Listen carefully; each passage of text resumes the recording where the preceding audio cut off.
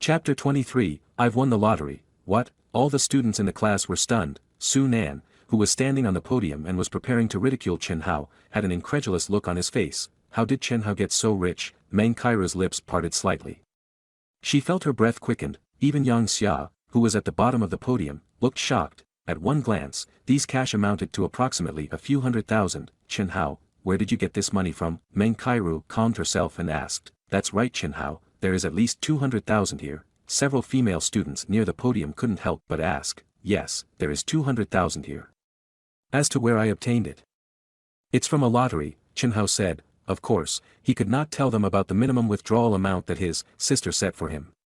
He knew that they would still treat him like an idiot even if he explained it to them. Chen Hao definitely would not show off his wealth, unless the situation demanded it. Like now, you've won the lottery. Chen Hao's words caused quite a stir in the classroom. Su Nan, Blondie and the rest of the gang on stage were looking like a bunch of idiots. They wanted to ridicule Chen Hao in the beginning, but now he had thrown 200,000 at their faces for them to count. They really deserved it.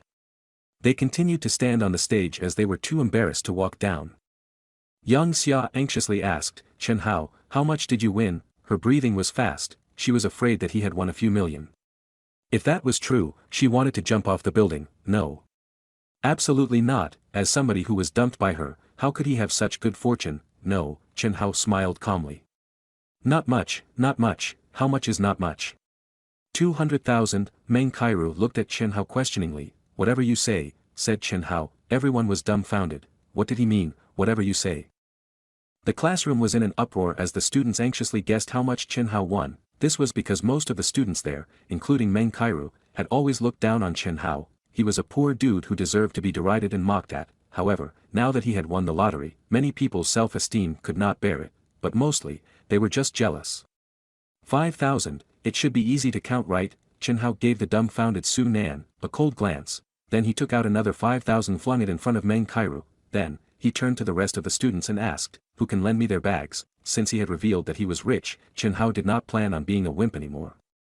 He decided that he would be like Su Nan and his gang. Since he had money, he would be firm with his request. Chen Hao wanted to borrow a bag to put the money in. Chen Hao, use mine. Chen Hao, use mine. I am not using my bag now anyway. Chen Hao, Chen Hao. Many students clamored for his attention at once. They wanted to lend him their bags. Chen Hao finally borrowed one. He put the rest of the 190,000 into the bag. Why does he look so smug? It's only 200,000. Did he even need to show off his money? He even took out the King 200,000 in cash. He's really an upstart, such a country bumpkin. Su Nan and Blondie spat out viciously. Yang Xia looked at Chen Hao uncomfortably. She wanted to say something to him but was too embarrassed to do so. Oh my god, it's so frustrating. If she had dumped him a few days later, Yang Xia was sure that Chen Hao would spend all the 200,000 on her. Chen Hao, you are so lucky. Besides, you are pretty popular right now.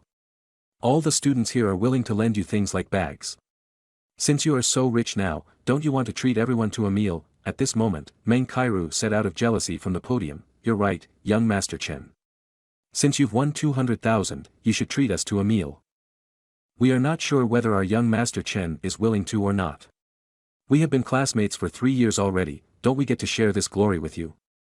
Some girls tried to persuade him. Chen Hao thought, since I told them that I won the lottery, if I did not treat them to a meal, wouldn't that make them unhappy? Chen Hao initially only wanted to treat his roommates and Xiao Nan to a fancy meal, but now, Chen Hao said, no problem, tonight is my treat. Those who wish to come can tag along. What Chen Hao really meant was, if you think that you are close to me, then you can come along. Yeah, many people in the class started cheering. Chen Hao smiled bitterly and carried his money back to his seat.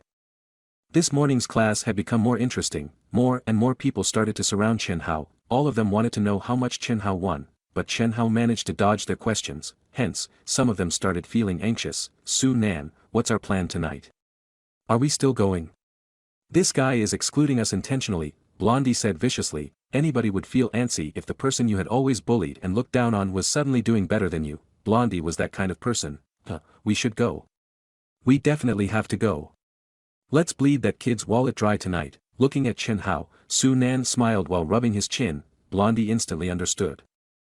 Clever, very clever indeed. It was noon already. Chen Hao prepared to go out to book a restaurant. As the saying goes, you should keep the goodies within the family. hence, Chen Hao naturally went to a restaurant that was owned by him on Jinling Commercial Street. If the restaurant was too high-end, he was afraid that his classmates would call him a pretentious bastard.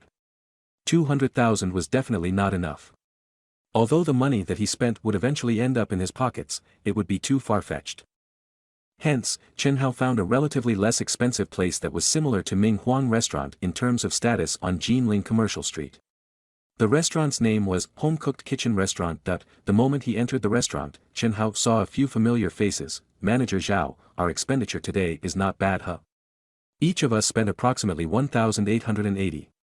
The next time we come here, you ought to give us a discount. Haha, no problem, young Master Wang.